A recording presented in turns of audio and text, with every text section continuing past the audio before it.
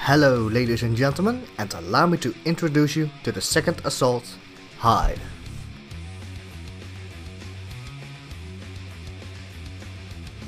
Hyde is an assault who is capable of dealing the highest damage out of all the assaults at close range.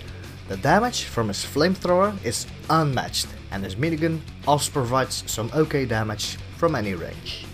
On top of that, he brings the toxic grenades, which can provide cover for your teammates when they are under the monster's attack, or flush a monster out of an advantageous position.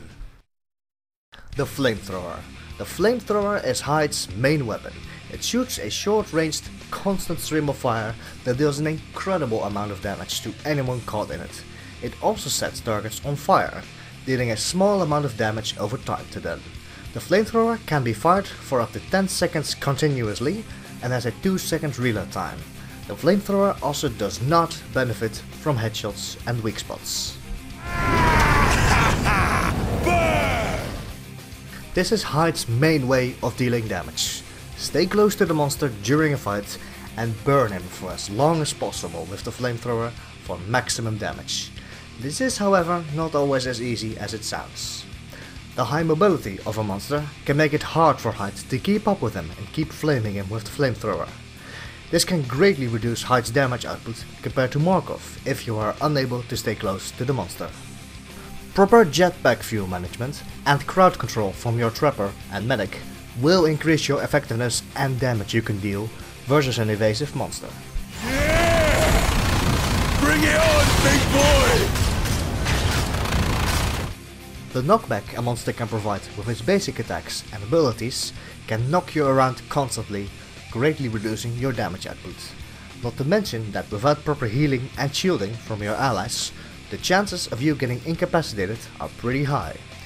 Even if you have to fight the monster at close range because of your flamethrower, don't hesitate to dodge his attacks and don't take any unnecessary damage. And while it is short ranged, the flamethrower still has at least some range, enough to stay out of range from a couple of monster's abilities or his basic attacks. With some monsters, they can keep constant distance from Hyde and still be a good threat to the hunter team, most notably the flying monster, the Kraken. The limited range from your flamethrower will require some very good crowd control for your trapper, or you'll simply never be able to do damage with it. Keep this in mind when you are selecting your trapper when you play with Hyde.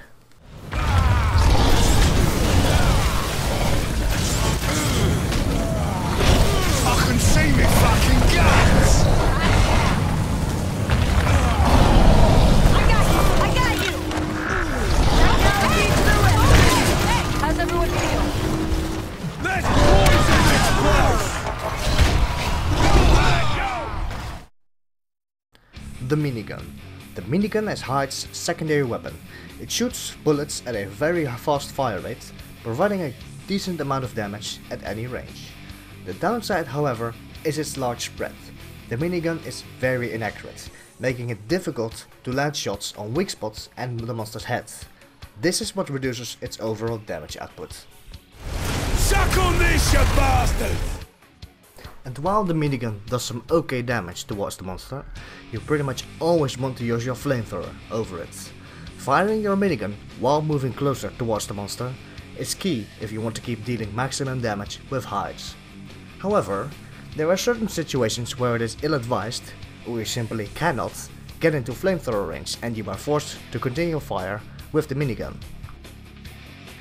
As mentioned before, if the monster is too far away or not being controlled by your trapper, it can sometimes be better to just shoot him with your minigun until he starts to get closer.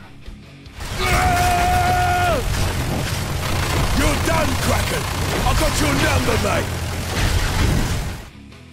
If the team is badly hurt, it can sometimes be better to stay back a bit and use your minigun. If you're going in with the flamethrower when your team is not in a position to support you, you can be in a lot of danger and you're putting even more work into their hands. Now there are a couple of other situations where you want to use the minigun over the flamethrower, but most of the time you want to be using the flamethrower. It really does a lot more damage than the minigun. Shields running out! Shields down! Fire!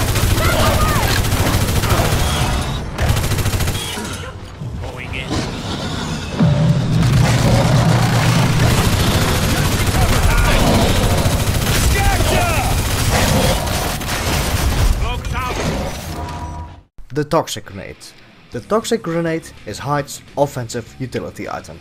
Hyde throws a grenade that explodes on contact. A large toxic smokescreen will emit from the area, doing medium damage to the monster as long as he stays in the toxic cloud.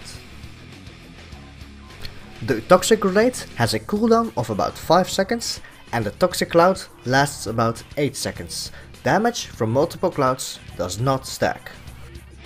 The Toxic Grenade allows Hyde to create a quick danger zone for the monster. He can throw it directly towards the monster, forcing him to move out of his advantageous position. Or he can throw it towards his allies, forcing the monster to switch targets or face the damage from the toxin.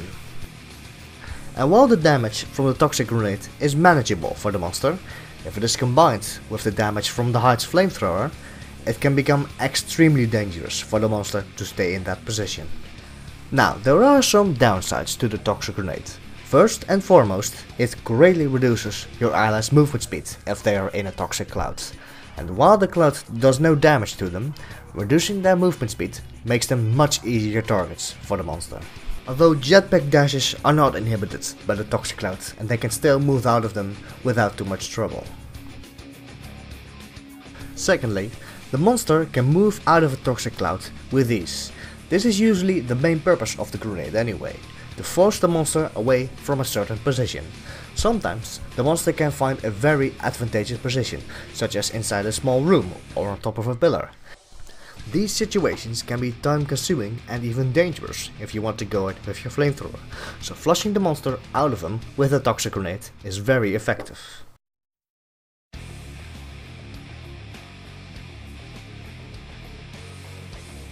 As mentioned before, you want to constantly work on your positioning, so that you are always in range of your flamethrower without taking unnecessary damage from attacks or abilities that weren't directly aimed at you.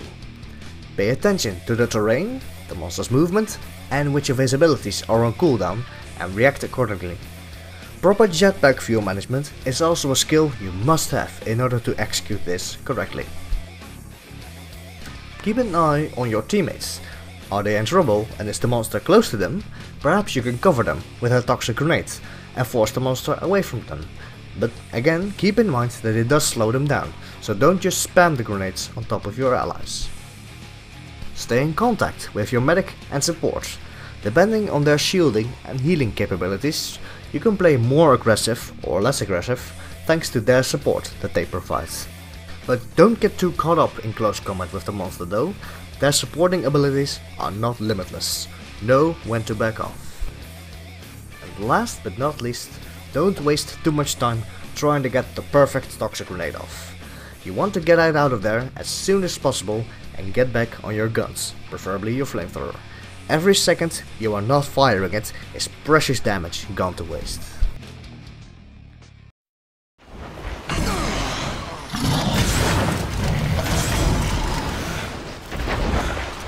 Switch it to grenade!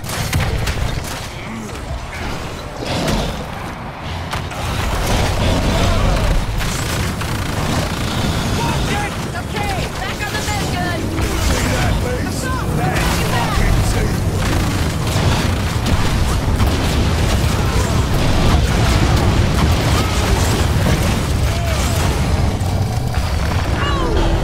Our boom trap's ready!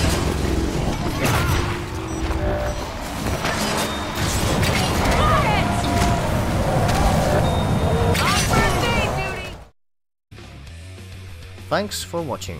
If you found the information from this video useful, or you simply enjoyed watching it, please like and subscribe to the channel. If you have any feedback, positive or negative, please leave a comment in the comment section below.